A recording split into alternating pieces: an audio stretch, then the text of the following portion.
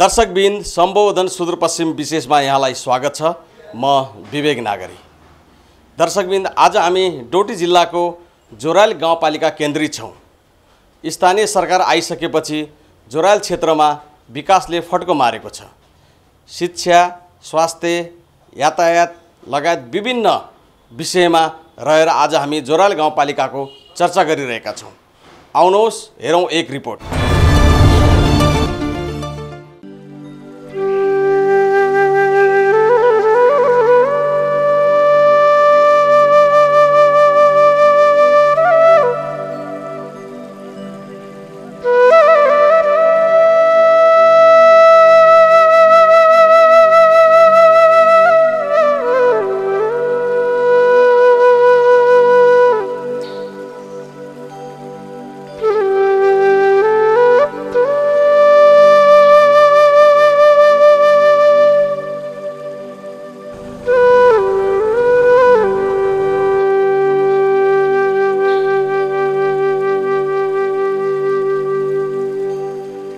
डोटी जिल्ला सदरमुकाम सिलगढी डोटीबाट लगभग 60 किलोमिटर टाढा दक्षिण पश्चिम दिशातिर पर्ने रमणीय उपत्यकाको नाम नै जोरायल हो।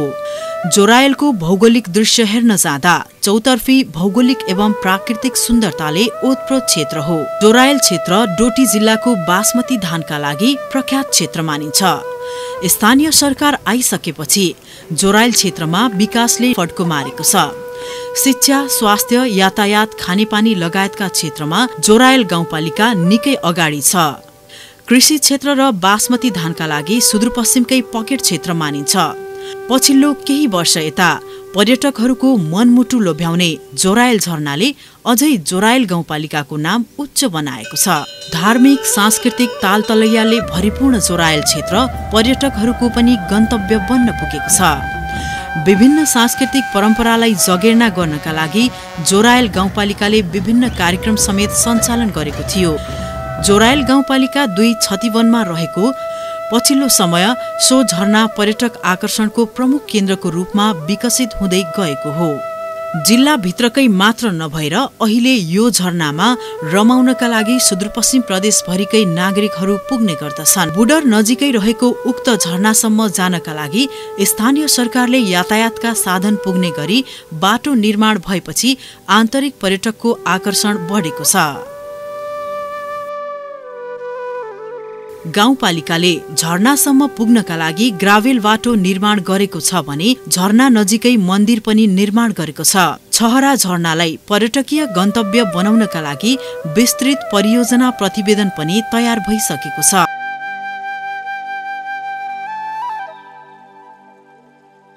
कृषि क्षेत्रमा पनि उत्साहजनक रूपमा स्थानीय नागरिकहरू लागिरहेका छन्।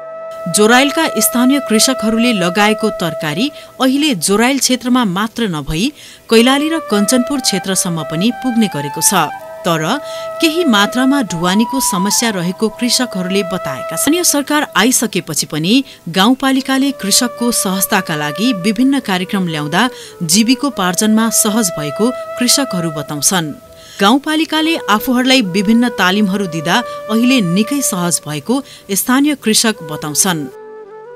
पहिले भन्दाखेरि हामीले खेतीपाती धान गहुँ लगाउँथ्यौँ नि पहिले। अहिले चाहिँ हामीले आलु किसान खेतीबाट हामीले जस्तै अब आर्थिक बचतहरू भयो। हामीले अब विभिन्न बैङ्कहरूका बचत भयो। आफ्नै यहाँ टोलमा बचत गरेर अब ऋण लगानी गर्ने सम्म पुग्यौँ हामी दिदीबहिनीहरू। पहिले चाहिँ हामीले केही पनि जानेका थिएनौँ। अगाडि अग्रसर बोल्न समेत पनि जानेका थिएनौँ। अहिले पाठशाला आए जब यो हरेक किसिमका नयाँ नयाँ बिउ बिजन आए त्यहीमा अलिकति आफूहरू जोरायललाई अझै कृषि क्षेत्रका लागि पकेट क्षेत्र बनाउन खोजेको र आफूहरू बीचमा रहेका केही समस्यालाई समाधान गर्न सरकारले सहयोग गर्नुपर्ने कृषकहरूको अपेक्षा छ। अहिलेसम्म सबैतिर साग तरकारी लाएर सबै ठिक भइया छ। टन्नल घर दिया छ। अहिले पनि त्यसो आलु खेती लगाएको छु। सबभन्दा हामीलाई आपद के छ कि खानेपानी पाइप छैन। पाइप आपद छ, सडकको आपद छ। सडक नभरी बर्खाभरि बोकेर पुगाउनु पर्छ। उहाँ मुन्डानु खुम्से ल्याउनु पर्छ। अब अहिले त समय सजिलो भन्ने आँट छ हामीलाई। धार्मिक दृष्टिले भरिपूर्ण रहेको जोरायल गाउँपालिका 5 मनकट्टे धार्मिक दृष्टिले भरिपूर्ण रहेको सिलङ्गा डटी संगम स्थल हो। यो क्षेत्रको प्रचार प्रसार गर्न सके पर्यटकहरूको मुख्य गन्तव्य बन्ने स्थानीयहरूको भनाइ छ। जोराइल क्षेत्रमा रहेका धार्मिक संरचनाको संरक्षण गर्न स्थानीय युवाहरू लागि परेका छन्। अलिकति जागृति आएको छ र यसको भौतिक संरचना पूर्वधनमा धन्यवाद दिनुपर्छ जोराइल गाउँपालिकालाई पनि। अहिले धेरै वर्षपछि हुन त विभिन्न किसिमका सरकारहरू आए, विभिन्न व्यवस्था आयो, तर पनि यसो यो हाम्रो धार्मिक ऐतिहासिक पूर्वधनको लागि एउटा भएन र अहिले यो विभिन्न कुराहरू, यो भौतिक संरचनाहरू जोराइल गाउँपालिकाको तत्त्वावधानमा केही भक्तजनहरूको व्यक्तिगत उसमा यो भइरहेको छ।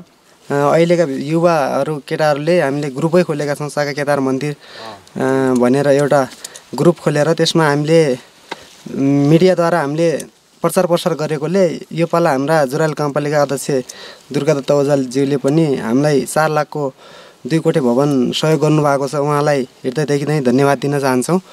हामी लागेका छौँ। अब हाम्रो के छ भनेपछि यहाँ हाम्रो यो एरियाकै एउटा धार्मिक स्थल साका केदार मन्दिर। जोराइल गाउँपालिकाभित्र हालसम्म 61 वटा विद्यालय रहेका छन्।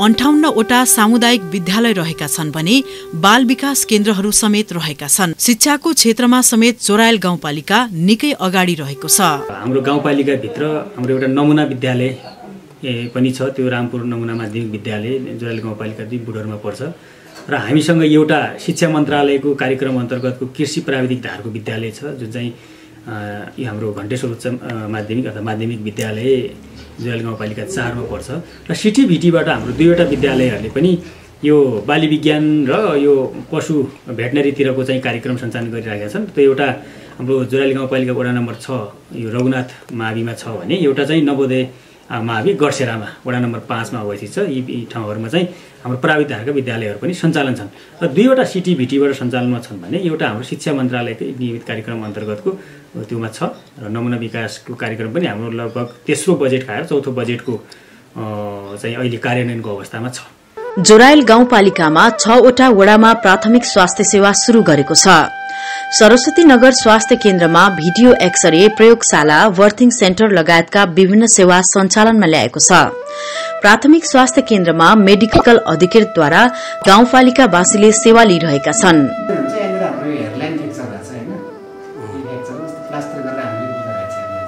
जोराइल गाउँपालिकामा दलित परिवारलाई निशुल्क औजार वितरण गरेको छ। जीविकोपार्जनमा सहज होस् भन्ने हेतुले अनुदानमा आइरन सिलाई मेसिन प्रदान गरेपछि दलित समुदाय अझै व्यवस्थित रूपले काम गर्ने इच्छा जागेको आवश्यक सामग्री अझै वितरण गर्न अनुरोध समेत गरिएको छ। उसको लाउने साल लाउने मसिन ल्याउने, एउटा त्यो छेड्ने मसिन ल्याउने, त्यो किसिमको के मलाई आर्थिकको चाहिँ समस्या अलिकति चाहिँ मलाई हालिदिएपछि मैले हालेको थिएँ, उहाँ चाहिँ निवेदनै हालेको हुँ मैले। मलाई केही त्यहाँबाट गरिदिनु पर्यो, केही नपुगोमा आफू चाहिँ ऋण गर्दै गरेर पनि ल्याउँछु। स्थानीयवासीहरूलाई थप व्यवस्थित व्यवसायी र आत्मनिर्भर बनाउन लागि परेको गाउँपालिकाका कार्यपालिका सदस्य केशव नेपालीले बताए। 5औं वर्षमा प्रवेश गर्दाखेरि पनि हामीले छुटेका जुन समुदायका मान्छेहरू छन् तिनीहरू नपाएका मान्छेहरूलाई पनि अझै पनि तपाईँहरू यसरी नघुम्नुहोस्, आफ्नो व्यवसायमा लाग्नुहोस्, तपाईँ यो गर्नुहोस् भने उनीहरूको लागि विभिन्न किसिमका तालिमहरू दिएर उनीहरूलाई एउटा दक्ष बनाउनको लागि विभिन्न गाउँपालिकाले योजना गरेको छ। त्यही मध्ये पनि मेरो विशेष पहलमा पनि मैले उनको सिप अनुसारको कामलाई पनि मध्यनजर गरेर त्यो आधारमा उनीहरूलाई दक्ष बनाउनको लागि विभिन्न भनौँ न युवा शक्तिहरूलाई पनि अब विभिन्न मोबाइल ट्रेनिङको कुराहरू, होसियारीको कुराहरू, त्यस्ता कुराहरूमा अलिकति जोड दिने कुराहरू अझ प्रयासमा छौँ। जोराइल गाउँपालिकाले महिलाहरूको जीवन स्तर उकास्नका लागि र उनीहरूको वृद्धि विकास गर्नका लागि विभिन्न किसिमका तालिमहरू प्रदान गरिरहेको छ। महिलाको आर्थिक विकासका लागि आफूहरू पकेट क्षेत्र निर्धारण गर्दै कार्यक्रम सञ्चालन गरेको गाउँपालिका उपाध्यक्षले बताइन्। न्यायिक समितिद्वारा जनताकै हितमा हुने गरी मेलमिलाप गरिरहेको बताइन्। विकास निर्माणका क्षेत्रमा भइरहेका कामहरूको पनि गुणस्तरीयता हेरेर अनुगमन गरिरहेको बताइन्। अहिले जोराइल गाउँपालिकाले महिलाको सवालमा विशेष गरेर महिलाहरूलाई चाहिँ आय आर्जनमा वृद्धि गर्नुपर्छ, उहाँहरूलाई उद्यमी बनाउनुपर्छ, व्यवसायी बनाउनुपर्छ र अब चाहिँ तालिम सामान्य तालिमले चाहिँ हुँदैन, अब चाहिँ पकेट क्षेत्र निर्धारण गर्नुपर्छ भनेर त्यो कृषिको माध्यमबाट पनि छ, पशुपालनको माध्यमबाट छ हैन, बाख्रा पालन कुखुरा पालन त्यो व्यवसायको माध्यमबाट पनि यो गाउँपालिकाले गरेको छ। थुप्रै तालिमहरू यो गाउँपालिकाले महिलाको विषयमा सञ्चालन गरेको छ। अब यो न्याय निरूपण गर्नका लागि मेलमिलाप छवटै वडामा मेलमिलाप केन्द्र पनि चाहिन्छ भनेर मेलमिलाप केन्द्रको पनि हामीले स्थापना गरेका छौँ र मेलमिलापकर्ताहरूलाई 48 घण्टे तालिम पनि दिएका छौँ। 48 घण्टे तालिम दिइसकेपछि उनीहरूलाई प्रमाणपत्रको व्यवस्था भइसकेपछि हामीले केन्द्रको पनि स्थापना गरेका छौँ। उहाँहरूलाई चाहिने आवश्यकता फर्निचर, अब दराज, कुर्सी, टेबुल र उनीहरूलाई चाहिने आवश्यकता सामग्रीहरू पनि हामीले दिएका छौँ र हामीले मेलमिलाप केन्द्र सञ्चालन कार्यविधि पनि निर्माण गरेर हामीले उहाँहरूसँग छलफल बहस गरेर कार्यविधि बनाएर काम गरिराखेका छौँ। जति उजुरीहरू आउँछन् गाउँपालिकामा त्यो उजुरीहरू न्यायिक समितिमा दर्ता भइसकेपछि अनि हामीले मेलमिलाप केन्द्रमा पठाउने, मेलमिलाप केन्द्रमा छलफल भइसकेपछि न्यायिक समितिले छलफल यो बुँदामा भयो, अब सहमति कागज बनाइदिनुहोस् भने सहमति कागज पनि न्यायिक समितिले बनाउने गरेको छ, गर्ने भनेर कार्यविधि निर्माण गरेका छौँ। तर कार्यविधि निर्माण गऱ्यौँ, अधिकार प्रत्यायोजन गऱ्यौँ, तर काम भएको छ कि छैन, काहीँ काम नभइकन भुक्तानी भएको छ कि भने बाहिरबाट त्यस्तो भएको छैन। तर अब काहीँ हामीले शङ्का लागेको ठाउँमा चाहिँ हामीले पनि उहाँहरूलाई 3 लाखभन्दा तलको दिइहाल्यौँ, हामीले नहेर्ने भन्ने होइन, उहाँहरूले हेरे पनि हामीले पनि हेरिराखेका छौँ भने यता म आफै अनुगमन समितिको संयोजक भएको हुनाले मेरो टिम छ, त्यो टिमलाई वडा अध्यक्ष सम्बन्धित वडा सदस्य रहन्छ, यहाँको इन्जिनियर अनि योजना अधिकृत, म आफै हामी सबै सिङ्गो टिम गएर काम के भइराखेको छ त, सडकको काम हो भने हामीले कति मिटर चौडा भनेका थियौँ, कति लम्बाइ भनेका थियौँ, इस्टिमेट अनुसार काम भएको छ कि छैन भनेर हेर्छौँ र उहाँहरूले इस्टिमेट अनुसार काम त गर्यो तर सार्वजनिक सुनाइ गरेको छ कि छैन, 3 लाखभन्दा तलको होर्डिङ बोर्ड राखेको छ कि छैन, जनतालाई त्यो विषयमा थाहा छ कि छैन, त्यो विषयमा हामी जनतालाई पनि सोध्छौँ र काम गर्ने उपभोक्ता समितिको अध्यक्षलाई पनि सोध्छौँ र त्यहाँको अनुगमन उपभोक्ताभित्र पनि अनुगमन समिति पनि हुन्छ।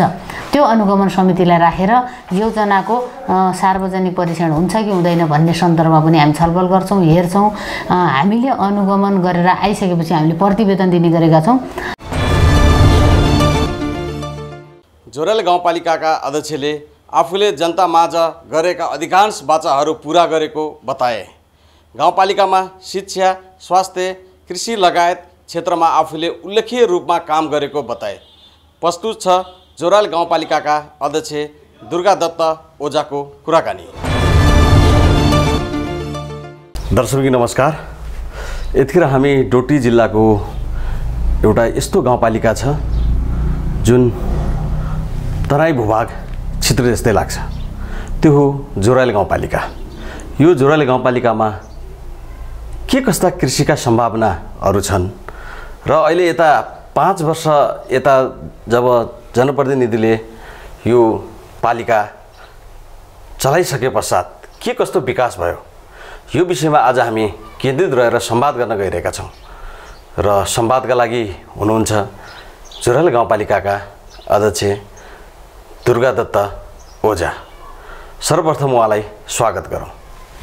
स्वागत छ अध्यक्ष यहाँलाई। नमस्कार।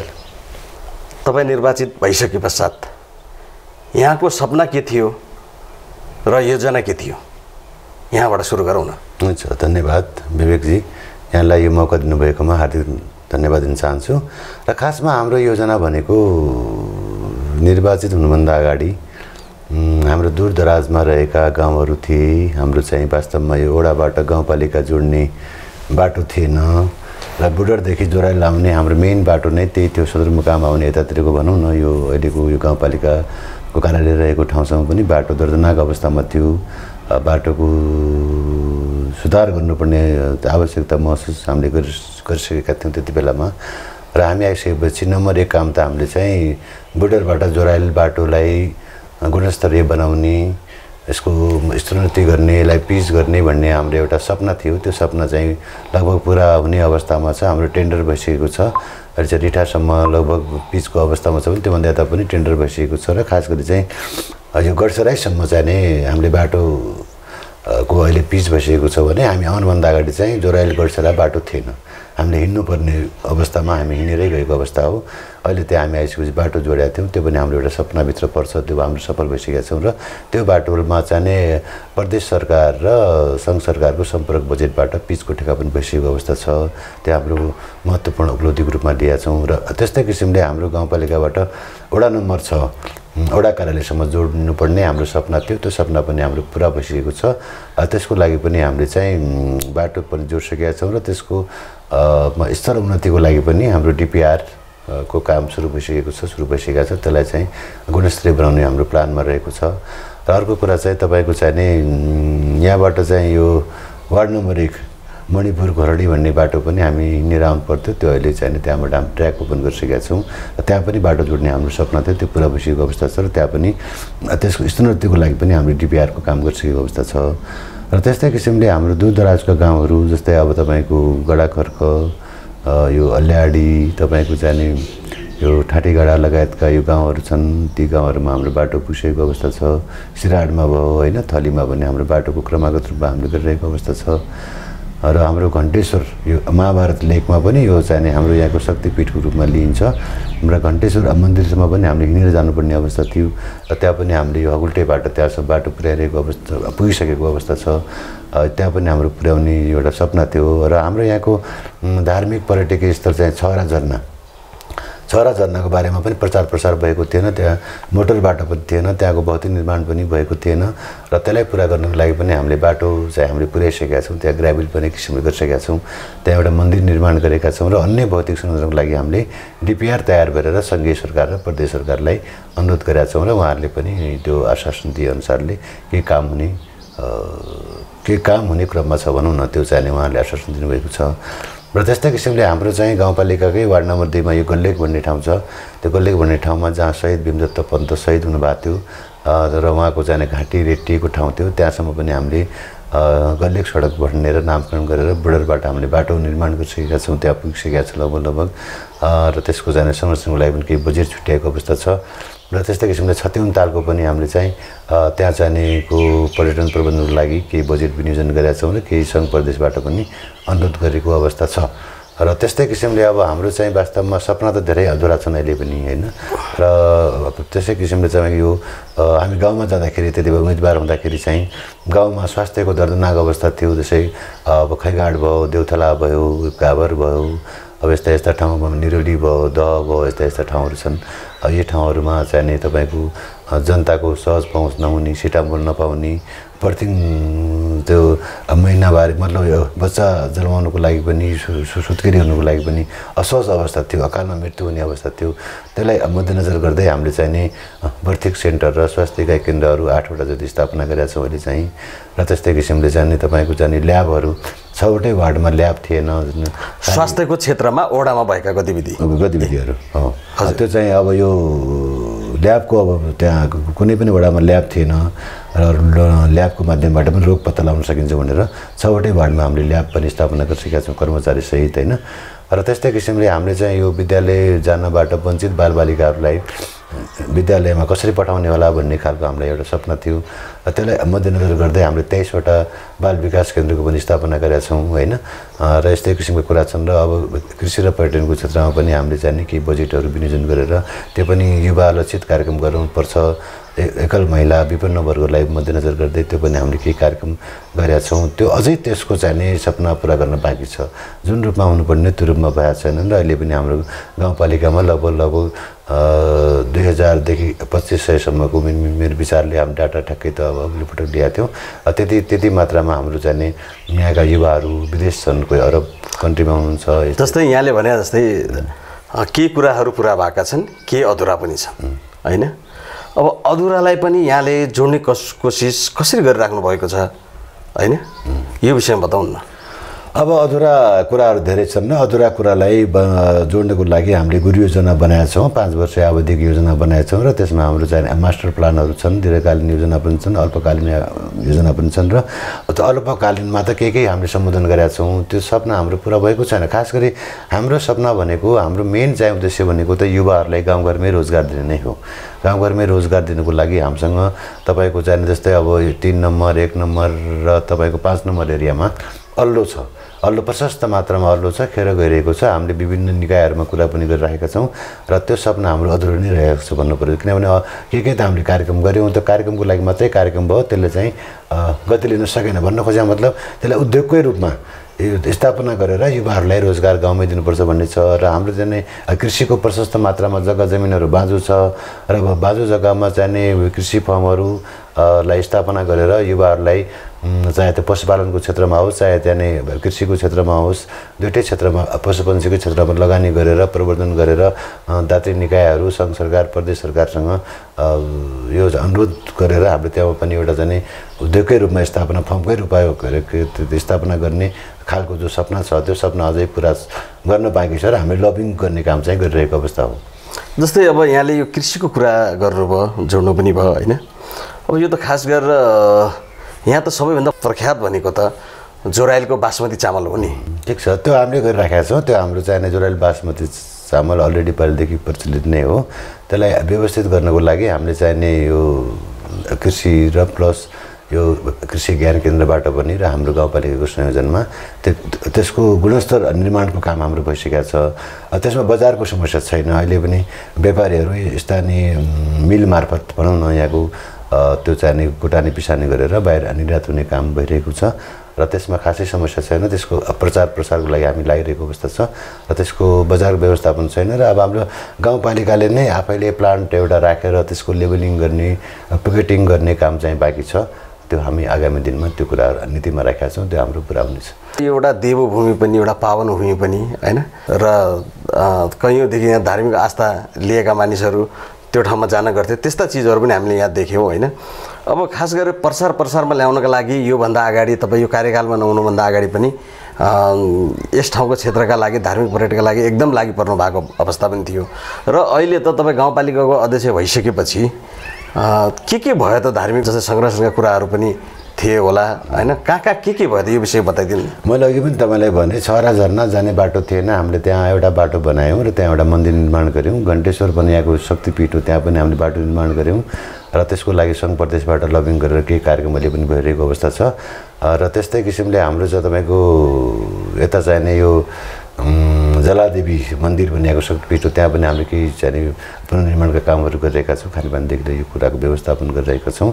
र हाम्रो यहाँ एउटा अर्को छ लामी ताल, बाटुली ताल भन्ने महाभारतमै पर्छ, त्यहाँ पनि बाटो निर्माणदेखि लिएर अन्य संरचनाहरूलाई प्रदेशसँग लबिङ गरेर त्यो कुरा पनि हामीले गरिरहेको अवस्था छ।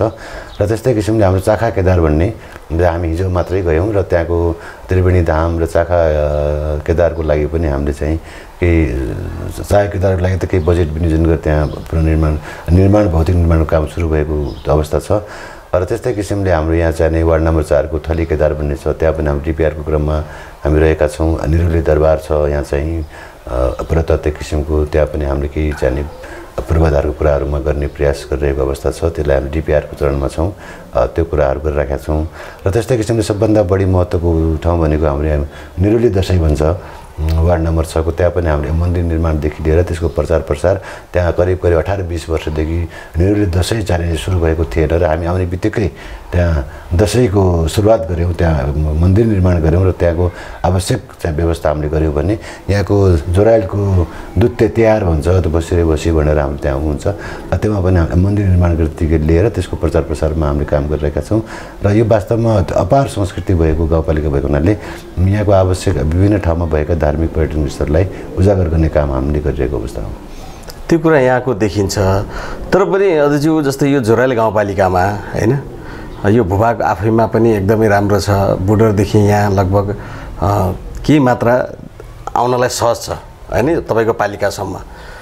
त्यसबाहेक यो जोराइल गाउँपालिकामा अलिक विकट ठाउँ पनि छ होइन, त्यहाँको समस्या पनि होला।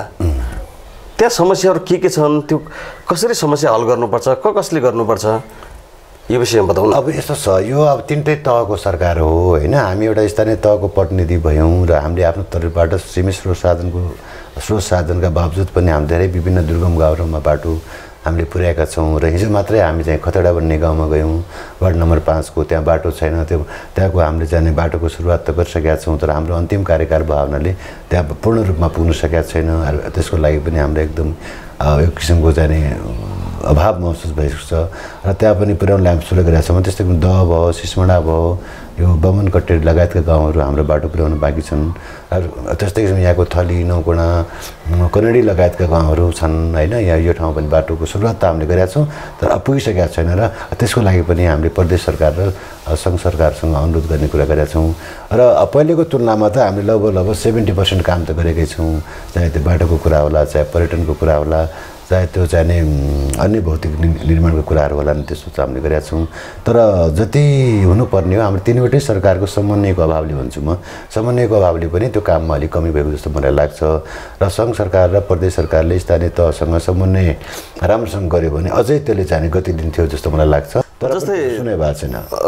जस्तै यहाँले भने जस्तै जुन यो कार्तिकको महिना जुन यो पहिरो आयो होइन, यहाँका थुप्रै घरहरू पनि लगभग के 7 घर पनि विस्थापित भए र कतिको मृत्यु पनि भयो।